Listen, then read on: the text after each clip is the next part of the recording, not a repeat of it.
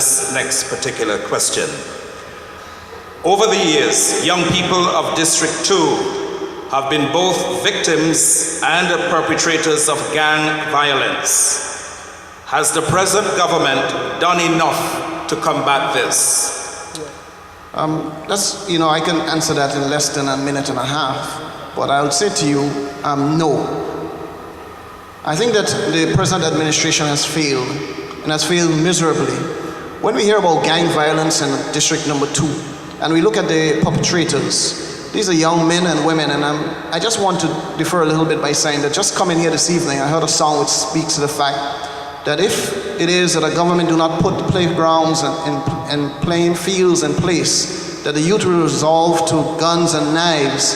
And I'm saying that this administration has failed to really reach the core problem within the communities. The young people of District number 2 have failed to see their leaders within their community, have failed to hear from their leaders within their community. These are men and women who are approachable.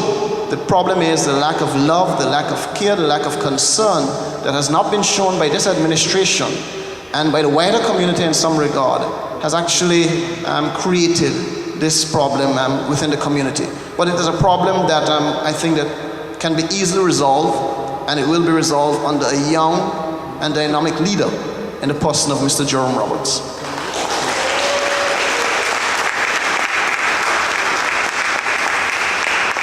Quick follow-up, Mr. Roberts. What would you have done differently to curb the violence? Unlike the others, I am one who is a hands-on person. I speak to most of these individuals. These individuals, as I said, are approachable.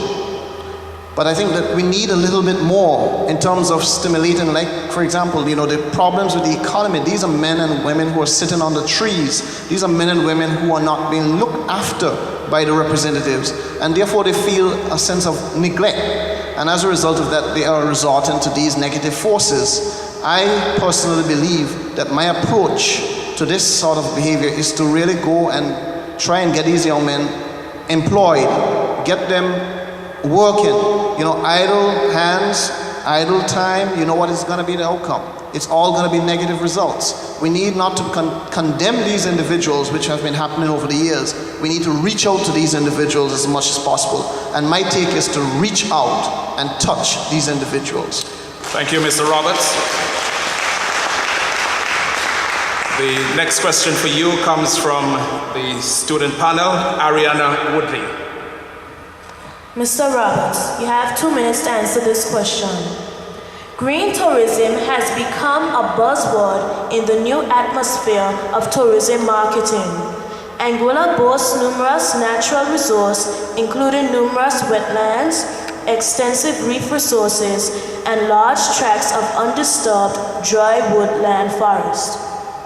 Can Anguilla achieve sustainable use of its natural resource assets? And if elected, what mechanisms would your administration implement to ensure this is achieved? Ariel, that's a very lengthy question. If you just repeat it again for me, please.